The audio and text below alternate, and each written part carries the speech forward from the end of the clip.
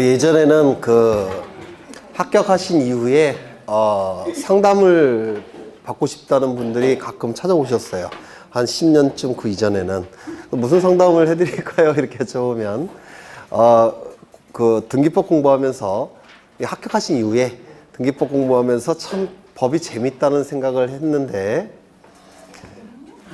물론 이상한 분들이 그리 있습니다. 네. 정상적이면 등기법을 재밌다고 생각하시지 않을 텐데, 네. 그래서 등기법이 너무 재밌어서 합격한 이후에 법무사 공부를 또 이어서 한번 해보고 싶다 라고 하셔갖고 상담을 받으러 오신 분이 꽤 있었습니다. 예전에는. 그래서 예전에는 이제 법무사 시험이 어르신들이 많이 준비하는 시험이셨어요. 이셨던 게 아니라 이었던 거죠. 그래서 이제 법무사 공부하셔서 붙으신 분들도 꽤 많으세요. 지금은 이제 법무사도 굉장히 어려운 시험으로 바뀌었죠. 네. 근데 이제 더 좋은 게 생겼습니다. 뭐냐면 합격하신 이후에 젊으신 분들은 로스쿨 가시면 돼요. 지금 법무사 시험보다 로스쿨이 훨씬 쉽습니다. 더욱이 이제 뭐가 생기냐면 방송대 로스쿨이 생기죠. 입학 자격에 제한이 없답니다. 아니, 방송대가 뭐가 비싸요? 네. 저는 다닐 거예요. 방송대 생기면. 네. 네? 방송통신대. 네. 거기 나오면, 네, 이제 시험 볼 수도 있으니까. 법무사 시험보다 변호사 시험이 훨씬 쉬워요. 현재는. 아직까지는. 그래서 붙으신 다음에, 내후년이죠. 내후년 생긴다고 하니까 로스쿨도 한번 가보시는 것도, 네. 저는 눈이 빠지도록 기다리고 있습니다. 네. 생기면 가려고요. 네. 그렇다고 변호사 일을 하고 싶은 생각은 없어요. 재미가 없으니까 아마 강의를 계속 할 텐데, 환갑 때까지 강의, 환갑도 얼마 안 남아서 얼마나 할지 모르겠죠. 네. 아까 한 거 다시 한번 보겠습니다. 원칙은 뭐라고요? 임의신청. 임의신청이 원칙이라고 했고요. 임의신청 중에서도 원칙은 공동신청이라고 했죠. 공동신청이라 하면 등기 의무자와 등기 권리자가 등기소에 가서 등기를 같이 신청하는 겁니다. 즉, 등기의 진실성, 진정성을 확보하기 위해서 등기가 이루어짐으로 인해서 권리가 상실되는 등기 의무자를 등기 신청 절차에 참여시키는 거, 이게 공동신청이고 이것이 원칙입니다. 그런데 예외적으로 단독신청이 있다고 했죠. 단독신청은 두 가지가 있는데요. 등기 의무자가 존재하지 않는 경우, 또한 등기의 진정성이 다른 방법에 의해서 이미 확보가 된 경우, 이때는 단독신청이라고 얘기했습니다. 그리고 제3자가 신청하는 경우도 있다라고 했습니다. 주로 이게 출제가 이루어지는데요. 등기 의무자가 존재하지 않는 경우 뭐가 있을까요? 우리가 등기 의무자라 하면 등기가 이루어짐으로 인해서 권리를 상실하여 불이익이 발생하는 자를 등기 의무자라고 불렀죠. 그러면 권리에 관한 등기에서만 등기 의무자가 존재하는 겁니다. 권리에 관한 등기가 아니라면 등기 의무자 존재하지 않겠죠. 그렇다면 표제부 등기는, 표제부에서 이루어지는 등기는 등기 의무자가 있겠습니까? 없겠습니까? 당연히 등기 의무자가 존재하지 않습니다. 표제부에서는 권리에 관한 내용이 기록되지 않기 때문에 등기 의무자가 존재하지 않습니다. 맞습니까? 또한 상속등기라는 거 들어보셨죠? 상속등기도 등기 의무자가 존재하지 않습니다. 그 다음에 등기부에 이름이 올라가는 자를 등기명의인이라고 불러요. 2번 소유권 이전 등기 을. 요 을을 소유권의 등기명의인이라고 부릅니다. 이 등기명의인은 이름과 주민번호, 주소를 기록합니다. 이름, 주민번호, 주소가 등기명의인의 표시사항입니다. 이름, 주민번호, 주소를 등기명의인 표시라고 불러요. 그러면 이름이 바뀌는 경우 있습니까? 개명하면 이름 바뀌죠? 주민번호 바뀌는 경우 있습니까? 요즘 주민번호 변경 신청하면 다 바꿔줘요. 또한 성전환 수술을 해도 주민번호 바뀝니다. 그 다음에 주소, 이사하면 주민번호, 주소도 바뀌겠죠? 그러면 이렇게 이름, 주민번호, 주소가 바뀔 때를 등기명의인 표시 변경이라고 부릅니다. 이름, 주민번호, 주소가 바뀌는 등기를 등기명인 표시변경 등기라고 불러요. 그럼 이런 등기명인 표시변경 등기가 이루어질 때 권리를 상실하여 불이익이 발생한 자가 존재합니까? 존재하지 않겠죠. 따라서 이러한 등기명의 표시 변경 등기도 단독 신청이 될 수밖에 없습니다. 등기 명의 표시 변경 등기도 단독 신청이 될 수밖에 없습니다. 맞습니까? 그 다음에 여기 등기의 진정성이 이미 확보가 된 경우, 여기에 해당되는 대표적인 주자가 판결에 의한 등기입니다. 판결에 의한 등기. 이때도 등기의 진정성이 판결서라는 서류에 의해서 이미 확보가 됐기 때문에 등기의무자를 참여시킬 필요가 없습니다. 단독 신청 이렇게 얘기를 합니다. 그 다음에 제3자에 의한 등기 신청, 아까 뭐가 있었습니까? 대위 신청. 두 번째, 포괄 승계인에 의한 등기 신청.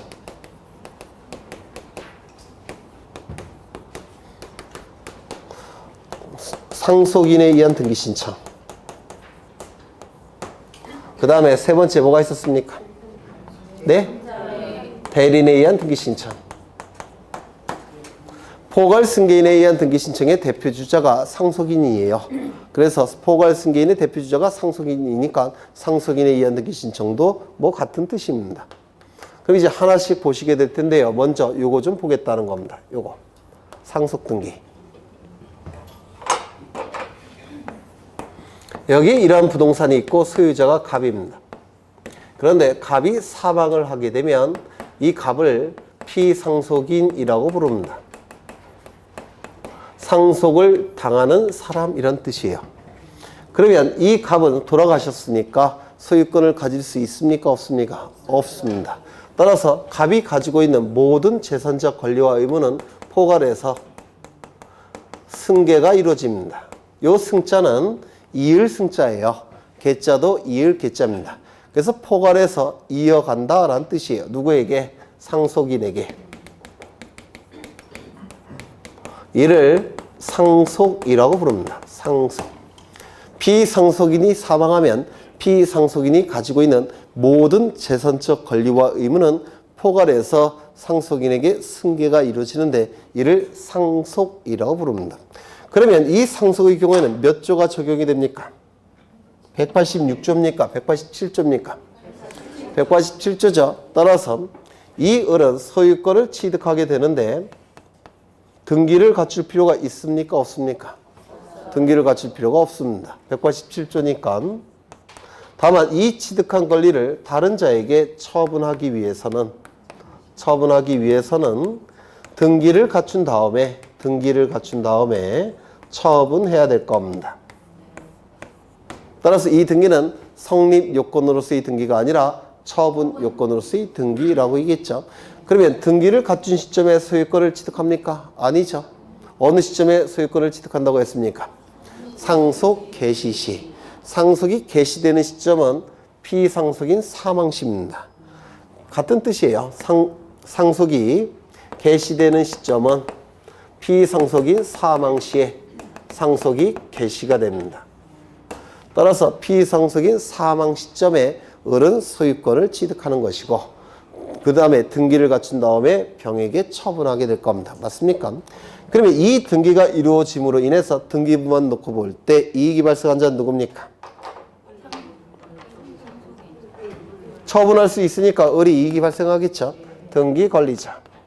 불이익이 발생한 자는 누굽니까? 갑이겠죠. 등기 의무자.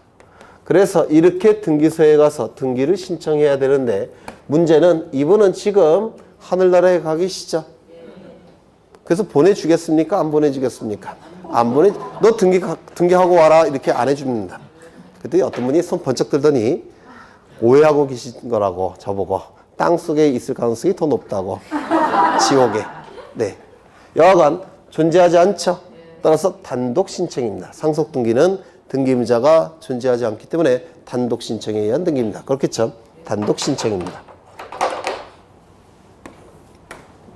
여기에 이러한 부동산이 있고 소유자가 갑입니다. 갑이 을과 매매 계약을 체결합니다. 소유권 이전 등기까지 이루어지면 갑이 가진 소유권은 을의 소유권으로 바뀔 겁니다. 맞습니까? 그래서 갑과 을은 등기소에 가서 등기를 공동으로 신청하게 될 겁니다. 문제는 매매 계약을 체결하자마자 갑이 돌아가셨습니다. 그러면 매매 계약이 체결되자마자 돌아가셨으니까 갑은 뭐가 되는 겁니까? 피상속인.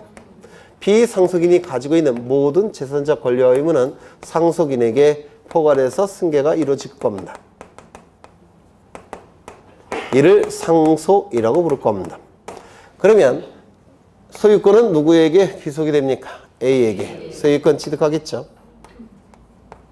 동시에 매매 계약 체결에 의한 소유권 이전 등기 의무도 누구에게 승계가 됩니까? A에게. 소유권 이전 등기 의무도 A에게 승계가 됩니다. 맞습니까? 그러면 등기를 이렇게는 신청하지 못할 테고 돌아가셨으니까 어떻게 신청을 해야 됩니까? 이 의무를 이행하는 것이 등기를 신청하는 겁니다. 그래서 이렇게 신청하게 될 겁니다. 이걸 뭐라고 부르냐면 상속인에 의한 등기 신청. 여기에 포인트를 둔다면 상속인에 의한 등기 신청.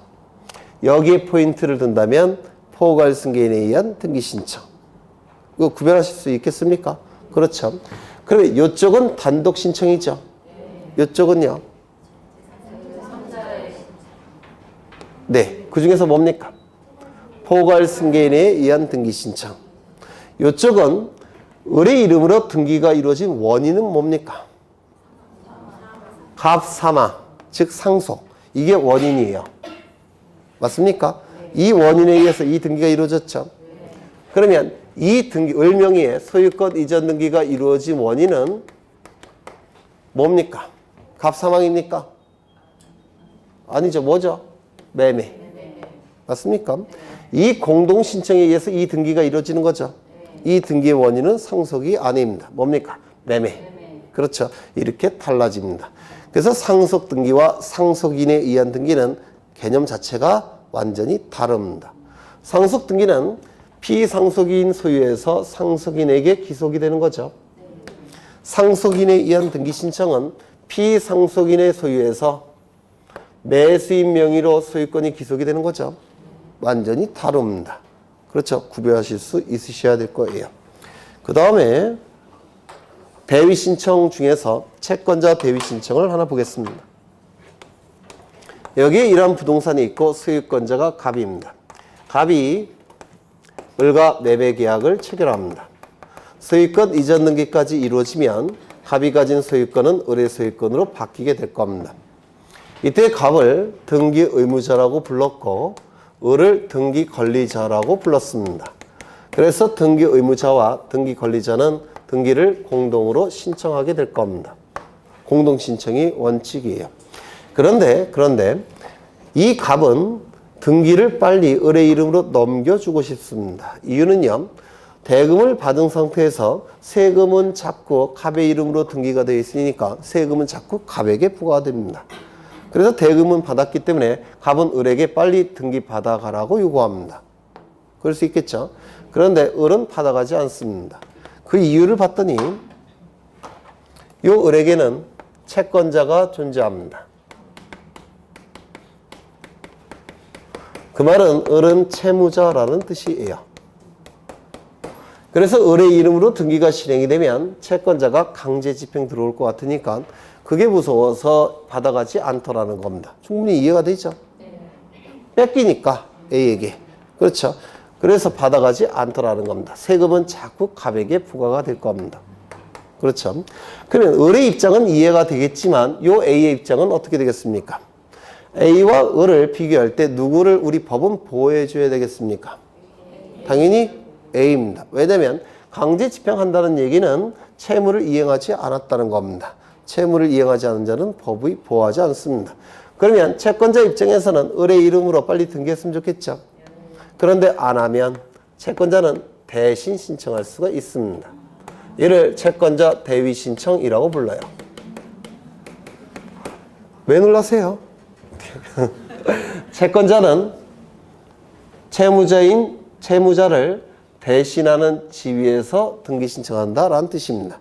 채권자 대위 신청이라고 부르고요. 대단히 중요한 내용이 될 겁니다.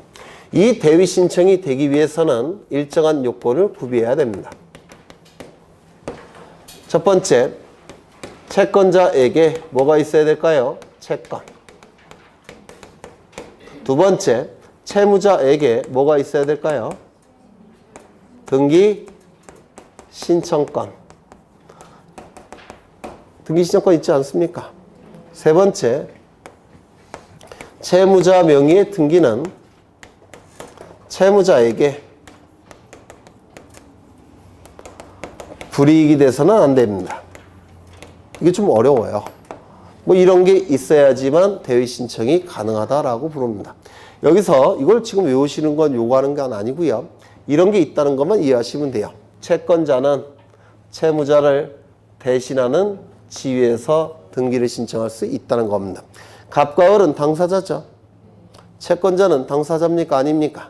아니죠. 제3자죠. 제3자가 등기를 대신 신청하게 됩니다. 채권자 대비 신청.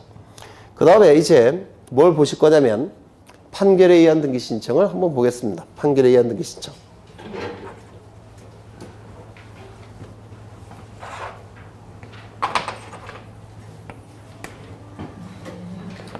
여기 이런 부동산이 있고 소유자가 갑입니다. 갑이 을과 매매계약을 체결합니다. 소유권 이전 등기까지 이루어지면 갑이 가진 소유권은 을의 소유권으로 바뀌게 될 겁니다. 이때 갑을 뭐라 불렀습니까? 등기 의무자. 을은요, 등기 권리자. 그래서 갑과 을은 등기소에 가서 등기를 공동으로 신청하게 될 겁니다. 을은 빨리 등기를 넘겨받고 싶습니다. 돈을 지불했으니까. 그런데 갑이 돈을 받은 상태에서 차일피일 미룹니다. 왜 미루는지 모르겠어요. 아마 띠먹을 생각이 아닌가 싶은데. 그러면 을은 대금을 지급했는데 갑이 등기를 안 해주게 되면 어떻게 해야 됩니까? 부엌으로 뛰어가서 도마 옆에 있는 칼을 들고 아니면 농촌 같은 경우는 강으로 뛰어가서 낫을 그러면 안 된다고요. 네. 어떻게 해야 되겠습니까? 국가의 도움을 받아야 되겠죠. 법원에 소송을 제기합니다.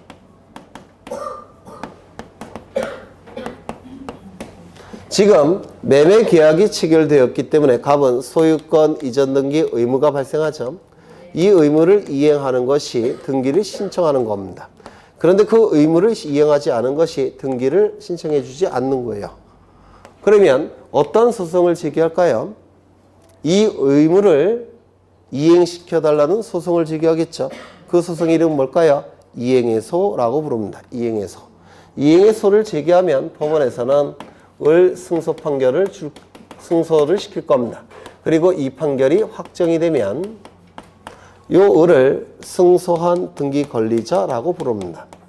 이 승소한 등기 권리자는 갑이 신청이 없어도 판결에 의해서 등기의 진정성이 확보가 되기 때문에 을이 갑이 신청이 없어도 단독으로 신청할 수가 있습니다. 누가요? 승소한 등기 권리자는. 이거 이해가 되십니까? 네. 여기 이러한 부동산이 있고 소유자가 갑입니다. 갑이 을과 매매 계약을 체결합니다. 소유권 이전 등기까지 이루어지게 되면 갑의 소유권은 을의 소유권으로 바뀌게 될 겁니다. 이때 갑을 뭐라 부릅니까? 등기 의무자. 을은 등기 권리자. 그래서 갑과 을이 등기소에 가서 등기를 공동으로 신청하게 될 겁니다. 맞죠? 네. 그런데 갑은 등기를 넘겨주고 싶습니다. 세금이 자꾸 부과가 되니까. 그런데 을이 등기를 받아가지 않더라는 겁니다. 이유는 채권자가 이렇게 있으니까. 이해가 되시죠? 그러면 세금은 자꾸 갑에게 부과가 되니까 열 받아요? 안 받아요? 받겠죠? 그러면 또 부엌으로 뛰어갑니까? 그래서는 안 된다고요. 어떻게 해야 됩니까? 법원에 소송을 제기할 테고. 그렇죠? 법원에 무슨 소송을 제기하겠습니까? 이 매매 계약이 체결되면 나중에 민법에서 공부하실 텐데요. 소유권 이전 등기 수취 의무라는 게 요 을에게 발생합니다. 수취 의무. 숫자는 받을 숫자고 치는 치할 치자예요. 즉 등기를 받아가야 될 의무가 을에게 발생합니다. 나중에 민법에서 하실 거예요. 이 의무를 이행하지 않은 것이 등기를 신청하지 않은 겁니다. 그러면 이 소송의 이름은 뭐겠습니까? 마찬가지로 의무를 이행시켜달라는 소송, 이행의 소가 될 겁니다. 맞습니까? 이행의 소를 제기하면 법원에서는 이때는 갑, 승소 판결을 내주겠죠. 그리고 확정이 되게 되면 이때 갑을 뭐라고 부르겠습니까? 승소한 등기 의무자라고 부릅니다. 승소한 등기 의무자는 판결서를 가지고 등기를 단독으로 신청할 수가 있습니다. 왜요? 판결서라는 등기의 진정성을 확보할 수 있는 장치가 마련되어 있기 때문에 그렇습니다. 그렇다면 승소한 등기 권리자, 승소한 등기 의무자는 판결서를 가지고 등기를 단독으로 신청하게 되는데 이때의 판결은 무슨 판결이라고요? 이행 판결. 이행 판결. 아닙니까? 맞죠? 이행 판결이죠. 네. 그러면 여기서 을이 승소했다면 갑은 패소자가 될 겁니다. 갑이 승소했다면 을은 패소자가 될 겁니다. 맞습니까? 그러면 이러한 패소자는 판결서를 가지고 등기를 단독으로 신청할 수 있느냐? 없습니다. 이유는요.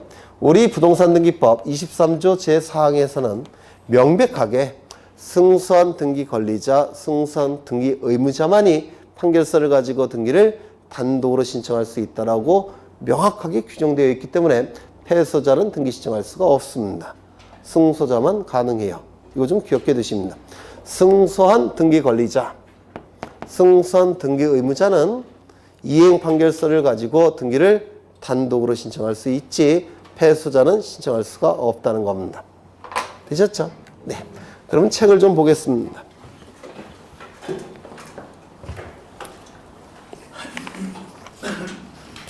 (232쪽을) 보시면 등기 절차에 개시가 나와 있는데 원칙은 뭐라고요? 신청.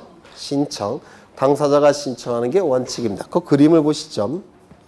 그런데 당사자가 국가기관이라고 한다면 신청이라는 용어를 쓸 수는 없고 이때는 촉탁이라는 용어를 쓴다고 그랬죠.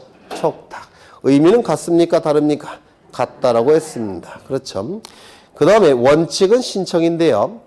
예외적으로 법률에 규정이 있을 때는 신청이 없어도 등기관이 직권으로 등기할 수 있는 경우가 있습니다. 아까 29조 제1호 위반, 2호 위반의 경우 뭐라고 그랬습니까? 당연무효, 직권말소, 이의신청.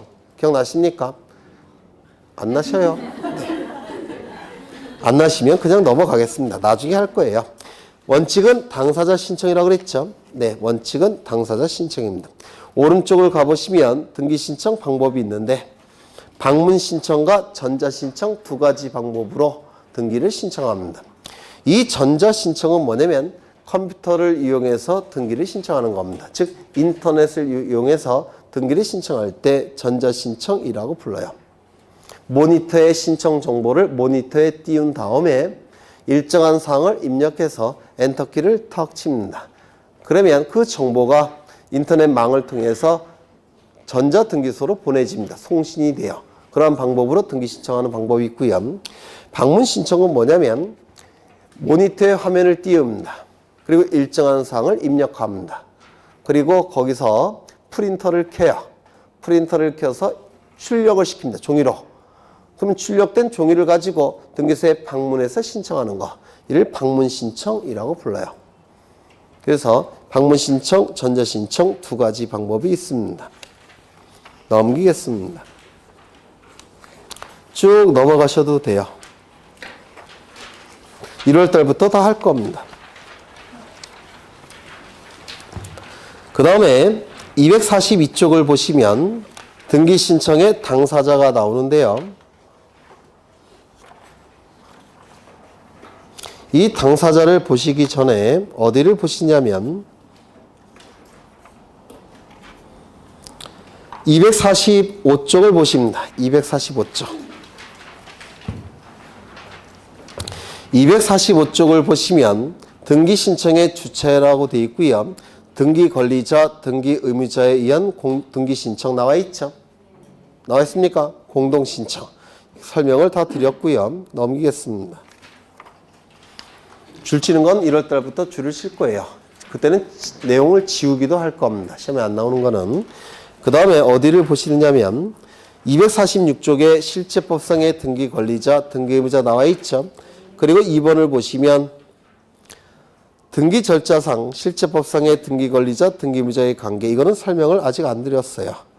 그 다음에 넘기겠습니다. 248쪽을 보시면 공동신청의 예외 단독신청이 나와 있죠. 단독신청. 거기 1번부터 10번까지 나와 있는데 이건 외우시는 게 아니라 나중에 강론에서 하나씩 다 보실 거예요. 이 10가지만 있는 건 아닙니다. 20가지도 넘어요. 이게. 그러면 이거를 외우시는 게 아니라 이해를 하시는 건데요. 공통점이 있는데 1번부터 10번까지 공통점이 있는데 뭘까요? 등기 의무자가 존재하지 않거나 등기의 진정성이 다른 방법에 의해서 확보가 됐다는 겁니다. 그게 여기 나와 있는 겁니다. 이걸 어떻게 외우겠습니까? 못 외워요. 네, 그러니까 등기 의무자가 존재하지 않거나 등기의 진정성이 다른 방법에 의해서 확보가 되는 경우가 여기 단독 신청으로 나와 있는 겁니다. 뒤에서 하나씩 다 할 겁니다. 뒤에서. 그 다음에 오른쪽을 보시면 판결에 의한 등기 나와 있죠. 개념만 보시면 됩니다. 등기의 진정성이 판결서에 의해서 이미 확보가 됐기 때문에 승소한 등기 권리자, 승소한 등기 의무자는 이 이행 판결서를 가지고 등기를 단독으로 신청할 수 있을 겁니다. 그 다음에 251쪽에 법인 아닌 사단 재단이라는 문구가 나오는데 이건 별표 쳐놓으셔야 됩니다. 별표만 쳐주시고요. 넘기겠습니다. 253쪽에 제3자에 의한 대위 신청에서 거기 밑에 보시면 채권자 대위 신청이 있죠. 채권자는 채무자를 대신하는 지위에서 등기를 신청할 수가 있는데 이를 채권자 대위 신청이라고 불렀고요. 왼쪽을 보시면 포괄 승계인에 의한 등기 신청이 있죠. 달리 표현하면 상속인에 의한 등기 신청 같은 뜻이에요. 상속인에 의한 등기 신청. 이런 게 있다고 보시면 돼요. 그 다음에 255쪽을 보시면 대리인에 의한 등기 신청이 있죠. 대리, 민법에서 하실 겁니다. 민법에서 하신 지식을 가지고 등기법에서 하는 거예요. 네. 그럼 이제 다시 앞으로 넘어가겠습니다. 앞으로. 어디를 보시냐면 242쪽을 보십니다. 지금은 개념만 봅니다. 개념만.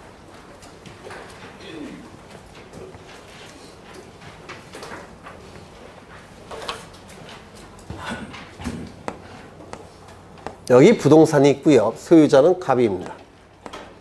갑이 을과 매매 계약을 체결합니다. 소유권 이전 등기까지 이루어지게 되면 갑이 가진 소유권은 을의 소유권으로 변동이 될 겁니다. 우리 민법 몇 조라고요? 186조. 갑은 등기 의무자라고 부를 테고 을은 등기 권리자라고 부를 겁니다. 그래서 등기 의무자와 등기 권리자는 등기소에 가서 등기를 공동으로 신청하게 될 겁니다.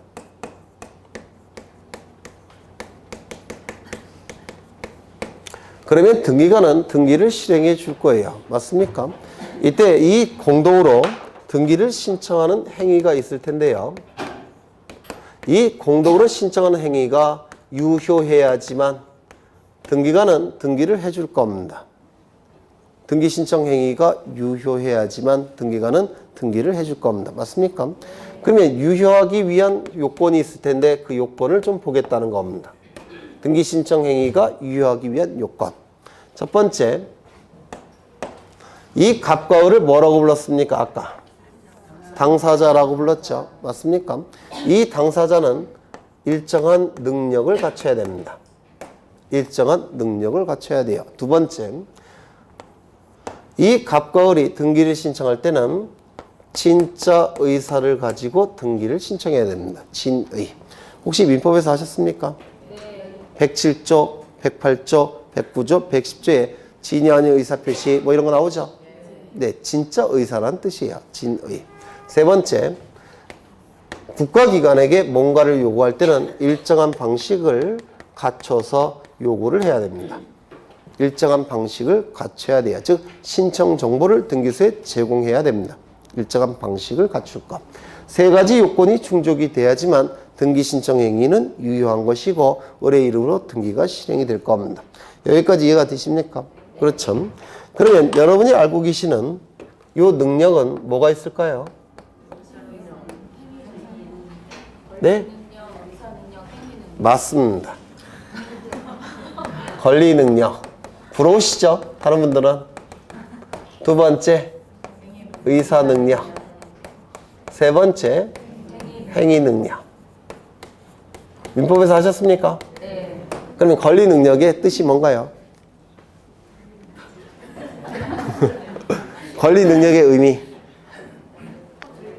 하셨다면서요? 민법에서. 그거는 제외시켰어요. 아, 제외. 권리 능력만 제외시키고 의사 능력은 행위 능력. 아, 그러면 이거 좀 이따 여쭤보고.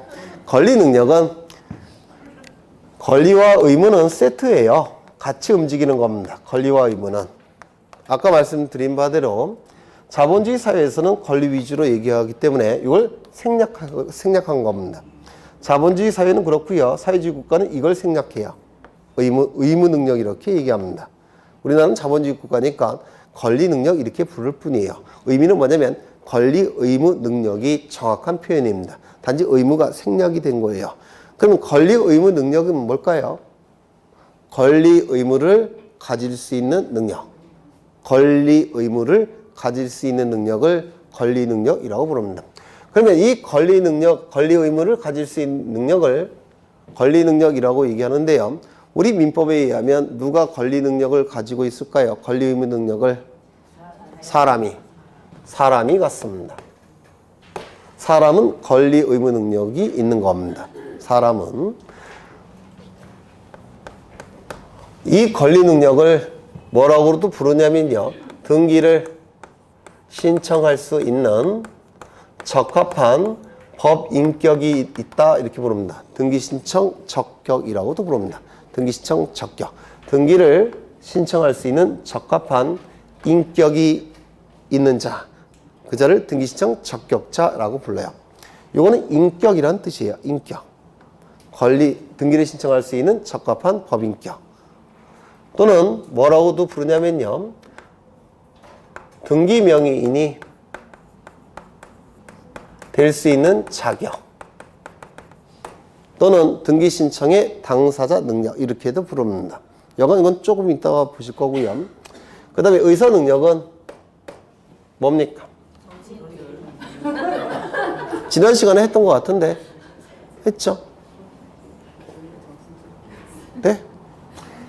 뜻과 생각을 결정할 수 있는 능력. 이게 의사 능력이에요.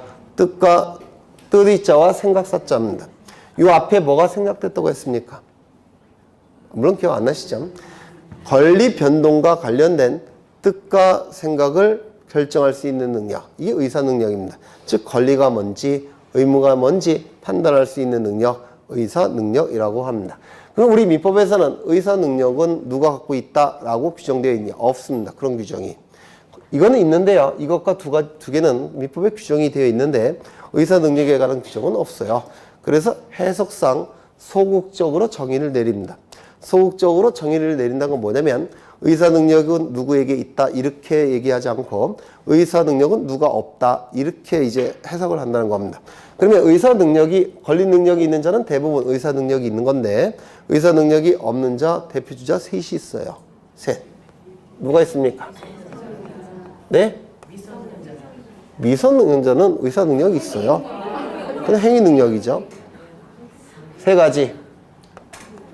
쉽게 말씀을 드리겠습니다. 미친놈, 정신 나간 놈, 어린 놈. 여기서 어리다는 얘기는 3살, 4살짜리를 얘기해요. 권리와 의무를 판단할 수 없는 능력을 권리와 의무를 판단할 수 있는 능력이 의사 능력이에요. 그럼 미친놈은 권리 의무가 뭔지 판단할 수 있습니까? 병원에 계시겠죠. 어린 놈, 여기서 어린애는 3살, 4살짜리를 얘기해요. 그래서 마트 가서 돈 안 내고 그냥 가지고 먹지 않습니까? 누구 건지 뭐 이런 거 판단할 수 없으니까. 그래서 어린 놈, 애기들 얘기하는 겁니다. 애기들.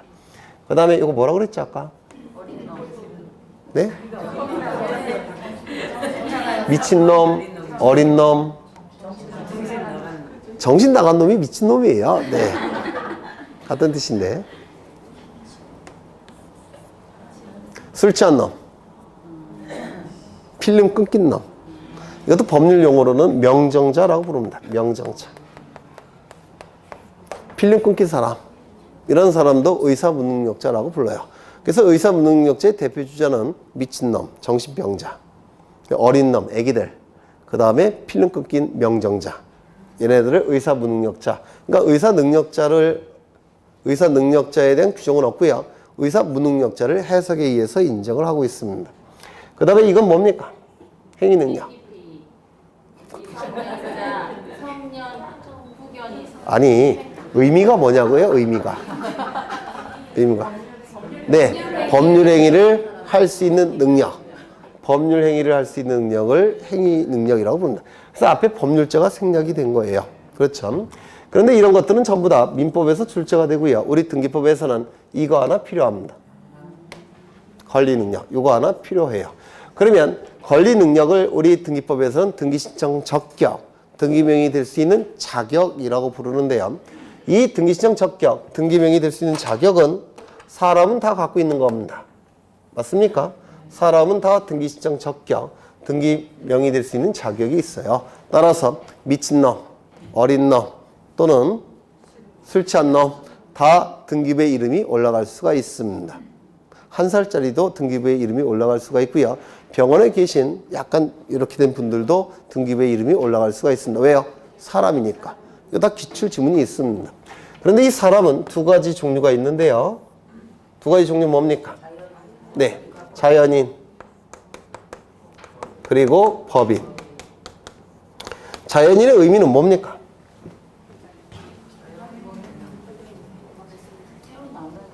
아니, 우리 법률 용어는요 다 한자예요. 그래서 한자를 풀어 쓰시면 돼요.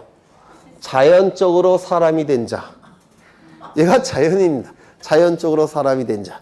그러면 자연적으로 사람이 된 자는 뭡니까? 어머니 뱃속에서 10달 동안 존재하다가 어머니 뱃속에서 나와서 사람이 된 자를 자연인이라고 불러요. 자연인. 그렇죠. 법인은요, 법이 인정한 사람이란 뜻입니다. 법이 인정한 사람. 그러면 이 자연인은 사람이니까 등기시청 적격이 있겠습니까? 따라서 등기부에 이름이 올라갈 수가 있습니다. 사람은 다 등기부에 이름이 올라갈 수 있는 겁니다. 미친놈이건 어린놈이건 술 취한 놈이건. 그렇죠. 이 자연인 중에서 문제가 되는 놈이 둘이 있는데요. 첫 번째, 태아. 두 번째, 외국놈. 태아와 외국인은 사람입니까? 아닙니까? 얘는 사람입니까? 태아. 네? 우리 법체계에서 헌법이론상 태아는 어머니 뱃속에 있는 생명체로 봅니다. 사람이 아니에요. 어머니 뱃속에 있는 생명체. 그러니까 넉 달 착상 시점부터, 즉 임신 4개월부터, 4개월이 아니라 4주부터 그때는 생명체라고 봅니다. 그래서 어머니 뱃속에 있는 생명체가 이제 나중에 어머니 뱃속에서 나오면 사람이 되겠죠. 그럼 사람이 되는 시점은 어머니 뱃속에서 전부 노출되는 시점부터 사람입니다. 발가락까지 다 나왔을 때. 다 법률 용어예요. 그러면 태아 자체는 사람입니까? 아닙니까? 아니겠죠. 등기 신청 적격, 등기명의 될 수 있는 자격 있습니까? 없습니까? 없습니다. 이유는 간단합니다. 사람이 아니기 때문에 그렇습니다. 생명체입니다. 생명체. 그 다음에 외국인은 등기 신청 적격이 있겠습니까? 시간 없으니까 빨리 하세요. 왜요? 네, 맞습니다. 사람이니까 등기시청 적격이 있는 겁니다. 간단하죠? 네. 그 다음에 법인은 크게 둘로 나눠지는데 사람이 단체를 형성해서 그 단체에게 법이 인정한 사람, 사단법인.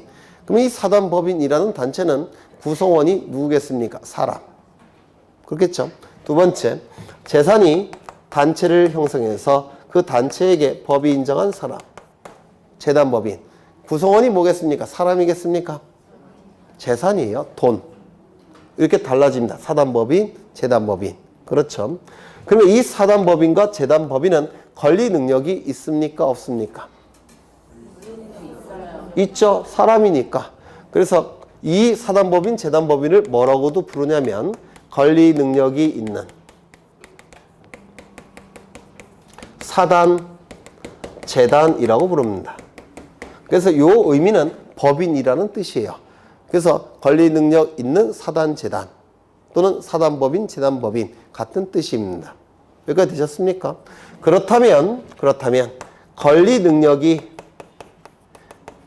있는 사단, 재단을 사단법인, 재단법인 이렇게 부른다면 권리 능력이 없는 사단, 재단은 사람입니까? 아닙니까? 아니겠죠. 법인이 아닙니다. 그러면 등기시청 적격이 있겠습니까? 없겠습니까? 없을 겁니다. 맞습니까? 그런데 문제가 뭐냐면 이 권리 능력 없는 사단, 재단에 해당하는 자들이 누가 있냐면 정당, 교회, 사찰, 종중 얘네들이 있습니다. 얘네들이 법적 성질은 권리 능력 없는 사단, 재단이라고 불러요. 정당, 교회, 사찰, 종중.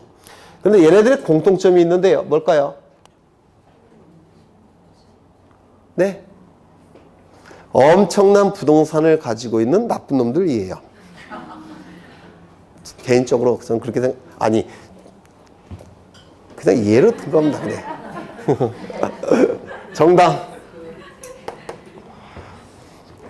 정당 엄청난 부동산 갖고 있죠. 뭐 당 교육원 뭐 이렇게 해갖고 뭐 당사 뭐 이렇게 해갖고 엄청난 부동산 갖고 있죠. 교회 도시 지역에 목 좋은 데는 다 교회 건물이 있죠. 비싼 데는 다 교회 들어서 있습니다. 사찰 시골에 경치 좋은 데는 다 사찰 들어가 있습니다. 종중 농촌의 비옥한 토지는 다 종중 소유예요. 지금 보니까 공통점이 또 있네요. 변호사들 돈 벌게 해주는 단체들입니다. 엄청 싸워서. 네. 여하간 엄청난 부동산을 소유하고 있는 단체들인데 얘네들이 사람입니까? 아닙니까? 아니죠. 사람이 아니라고 한다면 등기신청 적격, 등기명의 될 수 있는 자격을 인정할 수 없는 것이 논리적이죠. 그럼 얘네들은 그 가지고 있는 부동산을 어떻게 해야 됩니까? 명의신탁할 수밖에 없습니다. 자신의 이름으로 등기 못하고 명의신탁할 수밖에 없죠. 왜? 등기부에 올라갈 자격이 없으니까. 그런데 명의신탁은 원칙적으로 적법행위입니까? 불법행위입니까? 불법행위죠. 불법행위를 조장하는 결과가 발생합니다. 따라서 예외적으로 우리 부동산 등기법에서는 이러한 권리 능력 없는 사단, 재단은 비록 사람이 아니지만 거래계의 실제를 반영해서 즉 명의신탁이 나타나는 것을 가능한 방지하기 위해서 등기신청 적격을 인정한다 안 한다? 한다는 겁니다. 그래서 단골로 출제가 되는 겁니다. 다시요. 권리 능력 없는 사단, 재단은 법인격은 없어요. 사람은 아닙니다. 하지만 엄청난 재산들을 가지고 있기 때문에 이때 등기청 적격을 예외적으로 인정하겠다는 겁니다. 좀 기억해 두셔야 돼요. 물론 나중에 상세하게 또 할 겁니다. 민법 지식이 좀 더 갖춰지면 이론적으로 다시 설명을 드릴 겁니다. 그 다음에 학교. 학교는 사람입니까? 아닙니까? 학교는 각종 시설로 구성된 물건이라고 봐요. 시설물이라고 얘기합니다. 어떤 시설로 구성되어 있습니까? 학교는 교사시설, 강당시설, 체육관시설, 급식시설, 운동장시설 이런 각종 시설로 구성된 물건이 학교예요. 그러면 이건 사람입니까? 아닙니까? 아니죠. 물건이죠. 물건이니까 등기신청 적격이 있겠습니까? 없겠습니까? 없을 겁니다. 다만 물건이니까 소유자가 따로 존재하겠죠. 국립학교라고 한다면 누가 소유자입니까? 국가. 누구의 이름으로 등기할까요? 국가의 이름으로. 사립학교라고 한다면, 아니요, 공립학교라고 한다면 소유자가 누굴까요? 지방자치단체입니다. 지자체 이름으로 등기합니다. 사립학교라고 한다면 사립학교는 둘로 나눠지는데요. 규모가 큰 사립학교도 있을 테고 규모가 작은 사립학교도 있을 겁니다. 규모가 큰 사립학교는 보통 학교법인이 소유합니다. 학교법인의 이름으로 등기할 겁니다. 규모가 작은 사립학교는 개인이 소유하는 경우가 있을 겁니다. 개인의 이름으로 등기합니다. 그런데 여기서 국립학교는 국가 소유고 공립학교는 지자체 소유라고 했죠. 그래서 국가나 지자체 이름으로 등기한다고 했는데 국가나 지자체는 등기부에 이름을 올릴 수 있습니까? 네. 국가나 지자체는 네, 누구세요? 올릴 수 있습니다. 이유는 헌법이론상 법인입니다. 아까 누가 말씀하셨는데 국가나 지자체가 법인인 거 어떻게 하셨어요? 네? 누가 말씀하셨어요? 선생님이? 네? 아유, 그거 배운 것 같은데요? 어디서요? 네. 국가나 지자체는 보통 중개사 선생님들은 설명을 안 하시는데요. 헌법이론상 법인이에요. 국가법인, 지자체 법인. 이게 법인입니다. 따라서 국가나 지자체 이름으로 등기할 수 있습니다. 그러면 지자체는 등기 능력이 있는데요. 이 지자체는 읍면동도 지자체입니까? 읍면동리. 지자체가 되기 위해서는 그 장이 선거법에 의해서 선출돼야 됩니다. 선거법에 의해서 선출된 곳만 지방자치단체예요. 여기는 전부 다 읍장, 면장, 동장, 이장은 선출직이 아닙니다. 뭡니까? 임명직이에요. 따라서 단순한 행정기관에 불과하지 지자체라고 얘기하지 못합니다. 그런데 어떤 분이 이장님은 선출된 거 아니냐 그러는데 여기서 선출이라는 것은 직접, 평등, 보통, 비밀 뭐 이런 거 있죠. 그거에 의해서 선출이 되는 건데 이장님은 박수에 의해서 선출됩니다. 투표가 아니라 박수예요. 그렇죠. 따라서 지자체가 아닙니다. 그럼 등기할 수 있겠습니까? 없을 겁니다. 그렇겠죠. 그 다음에 조합. 이것만 보고 끝내겠습니다. 조합이라는 것도 나중에 민법 지식이 좀 더 쌓여지면 다시 설명을 드릴 겁니다. 이 조합과 가장 유사한 게 동업체예요. 동업체. 동업관계. 그러면 이 동업체가 동업할 때 등기부에 이름 올릴 수 있겠습니까? 네? 못 올려요. 왜냐면 동업관계는 끝까지 유지한다고 깨지죠. 뭐 뒤통수 친다든지 사기 친다든지 해서. 그래서 이 동업관계는, 조합관계는 언제든지 해체가 가능하기 때문에 등기부에 이름을 올릴 수가 없습니다. 그래서 조합도 등기부에 이름이 올라갈 수가 없어요. 네, 이건 나중에 다시 설명할 겁니다. 네. 대략적인 설명만 했습니다. 그래서 등기 신청의 당사자 능력이라고 돼 있어서 자연인, 법인, 외국인, 태아, 권리 능력 없는 사단, 재단, 학교, 그 다음에 민법상 조합 다 설명이 됐고요. 나중에 줄은 칠 겁니다. 책을 가지고 줄 칠 테니까 그냥 대략적인 개념만 아시면 돼요. 그 다음 그래서 쭉 보겠습니다.